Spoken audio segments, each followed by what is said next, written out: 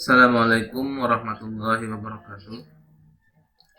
Alhamdulillah pada kesempatan ini kita bisa bertemu lagi dalam mata kuliah Sejarah Peradaban Islam. Semoga mahasiswa yang memprogram mata kuliah ini dimanapun Anda berada selalu mendapatkan perlindungan dan diberikan kesehatan. Mata kuliah Sejarah Peradaban Islam ini disajikan di semester 1 ya di Fakultas Syariah. Karena ini adalah pertemuan pengantar, maka di sini kita berbicara terlebih dahulu terkait dengan pengertian dari sejarah itu sendiri, pengertian dari kebudayaan, yang seterusnya adalah pengertian peradaban. Nah, di sini kalau kita lihat di slide yang ada, bahwa kata sejarah itu secara etimologi itu berasal dari kata Arab ya, syajarah, yang artinya pohon. Kemudian kalau dalam bahasa Inggris,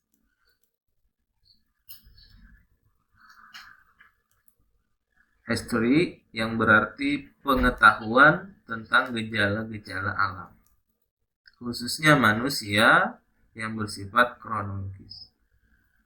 Nah, sementara itu, pengetahuan serupa yang tidak kronologis diistilahkan dengan sains. Oleh karena itu, dapat dipahami bahwa sejarah itu adalah aktivitas manusia yang berhubungan dengan kejadian-kejadian tentu yang tersusun secara kronologis. Di samping itu pula, pengertian sejarah juga berarti ilmu pengetahuan yang berikhtiar untuk melukiskan atau menjelaskan fenomena kehidupan sepanjang terjadinya perubahan. Lalu karena adanya hubungan antara manusia terhadap masyarakatnya.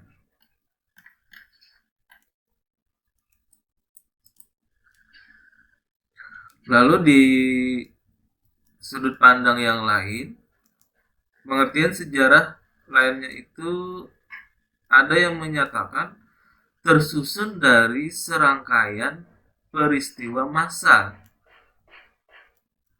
atau serangkaian peristiwa pada masa lampau keseluruhan pengalaman manusia. Nah, lalu dari beberapa pengertian sejarah tadi dapat diketahui bahwa sejarah itu adalah ilmu pengetahuan yang berusaha melukiskan tentang peristiwa masa lampau umat manusia yang disusun secara kronologis untuk menjadi pelajaran bagi manusia yang hidup sekarang maupun yang akan datang. Nah, itulah sebabnya dikatakan orang bahwa sejarah adalah guru yang paling bijaksana.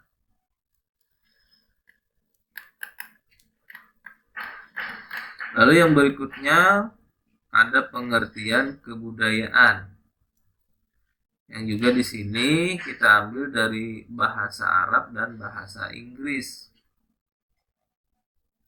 Dalam bahasa Arab, kebudayaan itu adalah al-saqafah. Tapi di Indonesia masih banyak orang yang mensinonimkannya dua kata kebudayaan. Lalu dalam bahasa Inggris itu adalah culture atau peradaban. Nah, kalau kita mengamati menurutnya Kunchoro-Ningrat, bahwa kebudayaan paling tidak mempunyai 3 wujud. Yang pertama adalah wujud ideal. Jadi wujud ideal itu adalah wujud kebudayaan sebagai sesuatu kompleks. Ide-ide, gagasan, nilai-nilai, norma-norma, peraturan, dan sebagainya. Lalu yang kedua adalah wujud kelakuan, yaitu wujud kebudayaan sebagai suatu kompleks aktivitas kelakuan berpola dari manusia dalam masyarakat. Dan yang ketiga adalah wujud benda, yaitu wujud kebudayaan sebagai benda-benda hasil karya.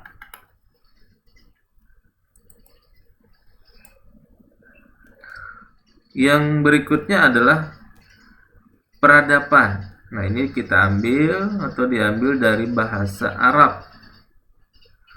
Al-hadarah, yang juga diterjemahkan ke dalam bahasa Indonesia dengan kebudayaan.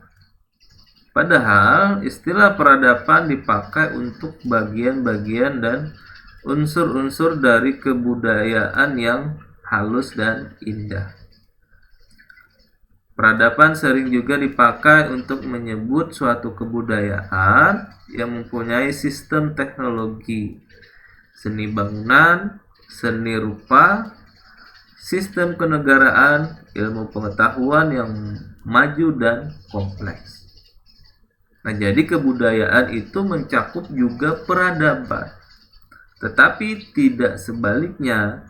Sebab peradaban dipakai untuk menyebut kebudayaan yang maju dalam bentuk ilmu pengetahuan, teknologi, dan seni.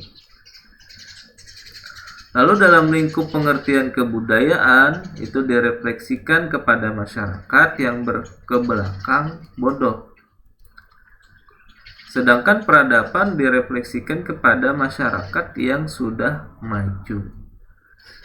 Lalu dalam hal ini pengertian peradaban adalah seperti yang disampaikan tadi.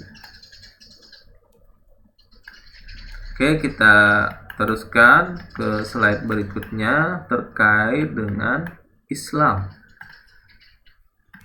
Nah, kita tentunya sudah tahu bahwa Islam itu diturunkan di Jazirah Arab, yang telah membawa bangsa Arab yang semula terkebelakang, bodoh, tidak dikenal dan diabaikan oleh bangsa-bangsa lain, menjadi bangsa yang maju dan berperadaban.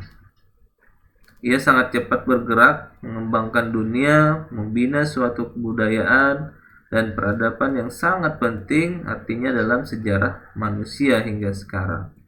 Bahkan kemajuan bangsa Barat pada mulanya bersumber dari peradaban Islam yang masuk ke Eropa melalui Spanyol.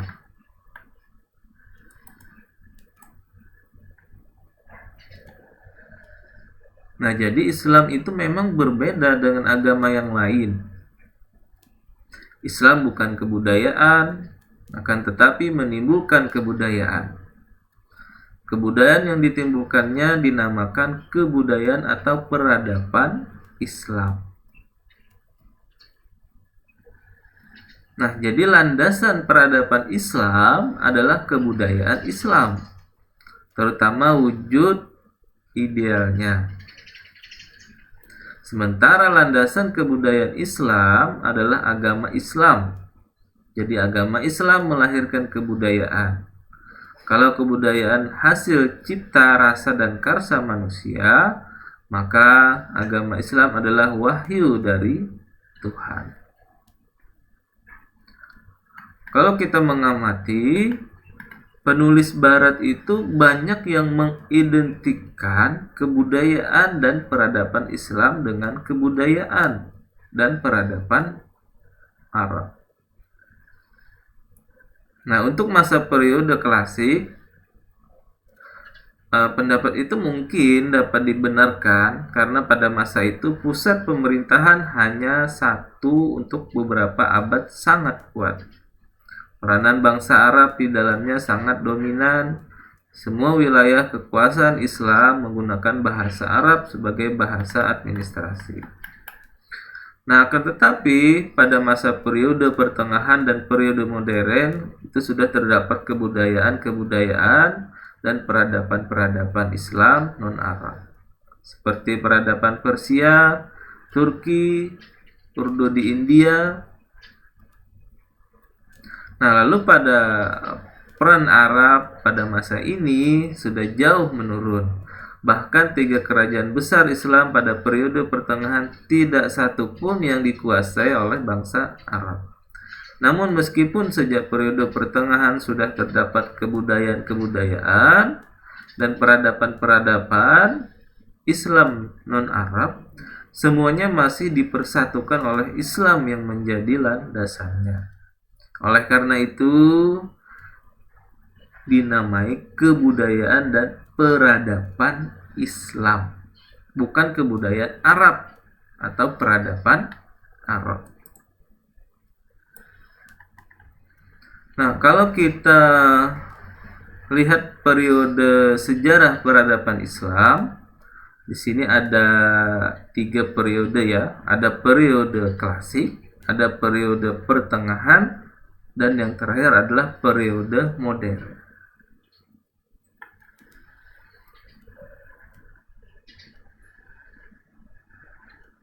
Nah, jadi periode sejarah peradaban Islam itu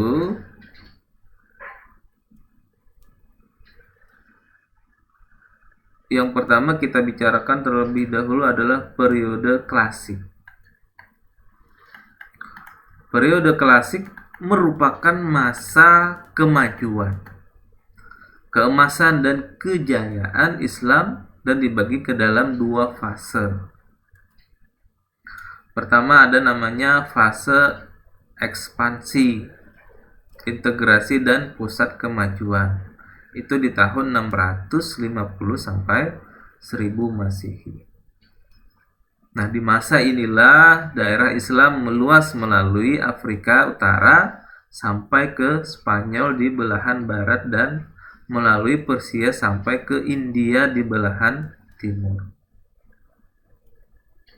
Nah, jadi daerah-daerah itu tunduk kepada kekuasaan Islam. Di masa ini pula lah berkembang dan memuncak ilmu pengetahuan, baik dalam bidang agama maupun umum dan kebudayaan serta peradaban Islam. Di masa ini juga yang menghasilkan ulama-ulama besar seperti Imam Malik, Imam Abu Hanifah, Imam Syafi'i, Imam Hambal dalam bidang fikih, Imam Al-Asy'ari dan seterusnya.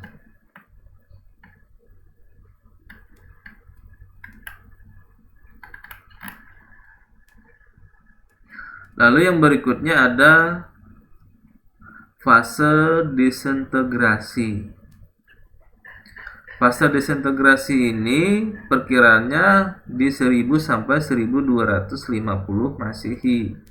Di masa ini, keutuhan umat Islam dalam bidang politik mulai pecah. Kekuasaan khalifah menurun dan akhirnya Baghdad dapat dirampas dan dihancurkan oleh Hulagu Khan di tahun 1258.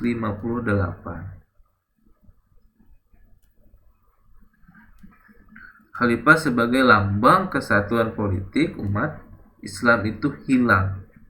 Nah, jadi di fase disintegrasi.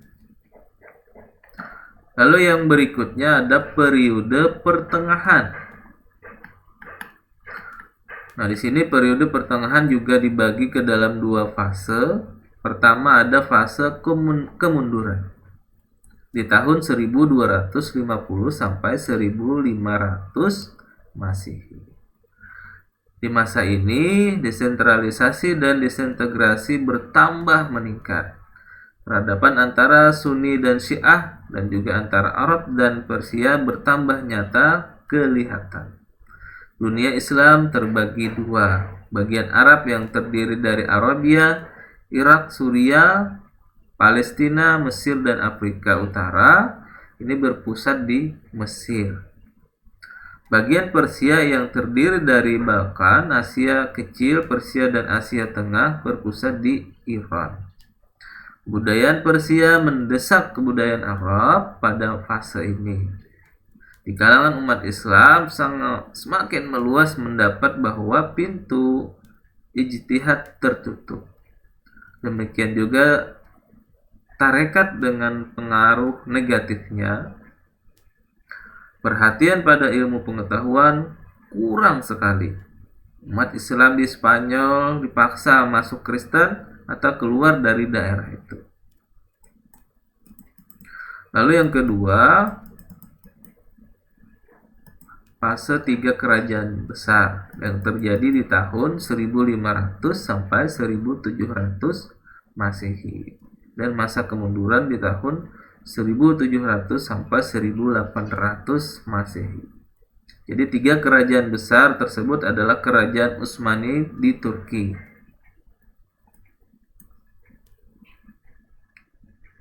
kerajaan Safawi di Persia, dan kerajaan Mughal di India.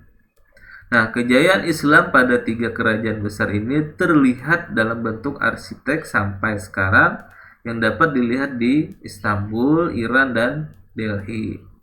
Perhatian pada ilmu pengetahuan kurang sekali.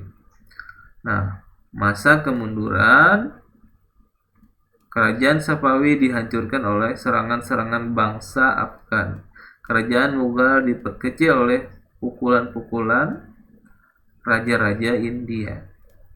Kerajaan Utsmani juga terpukul di Eropa. Umat Islam semakin mundur dan statis. Pada masa itu, Eropa bertambah kaya dan maju. Penjajahan Barat dan kekuatan yang dimilikinya meningkat ke dunia Islam. Yang akhirnya yang dimilikinya meningkat ke dunia Islam. Akhirnya Napoleon menduduki Mesir di tahun 1748 Masehi. Yang pada saat itu Mesir adalah salah satu pusat peradaban Islam yang terpenting. Lalu yang ketiga adalah periode modern. Nah, periode modern ini di tahun 1800 hingga sekarang. Ini merupakan zaman kebangkitan umat Islam. Jadi jatuhnya Mesir ke tangan Barat menginsafkan dunia Islam akan kelemahannya dan menyadarkan umat Islam bahwa di Barat telah timbul peradaban baru yang lebih tinggi dan merupakan ancaman bagi umat Islam. Raja-raja dan para pemuka Islam mulai memikirkan bagaimana meningkatkan mutu dan kekuatan umat Islam kembali. Dengan demikian, keadaan menjadi berbalik 180 derajat. Kalau di periode klasik orang Barat yang kagum melihat kebudayaan dan peradaban umat Islam, tetapi di periode modern umat Islam yang heran melihat kebudayaan dan kemajuan Barat. Karena umat Islam heran melihat alat-alat ilmiah seperti teleskop, mikroskop, serta alat-alat untuk percobaan kimiawi misalnya. Nah, jadi di periode modern ini timbullah pemikiran-pemikiran, ide-ide mengapa umat Islam lemah, mundur, dan bagaimana mengatasinya, dan perlu adanya pembaharuan dalam Islam. Nah, jadi dari uraian tadi dapat dilihat bahwa perjalanan sejarah naik turunnya peradaban Islam mulai dibentuk pada masa Nabi mengalami pertumbuhan. Di masa Daulah Umayyah Suriah dan masa puncak di masa dinasti Abbasiyah Baghdad dan dinasti Umayyah di Spanyol. Serta memasuki masa kemundurannya pada periode pertengahan. Hal itu menimbulkan kesadaran bagi umat Islam untuk kembali bangkit di periode modern. Nah, barangkali itu yang dapat saya sampaikan pada kesempatan ini. Terima kasih atas segala perhatiannya. Mohon maaf atas segala kekurangannya. Wassalamualaikum warahmatullahi wabarakatuh.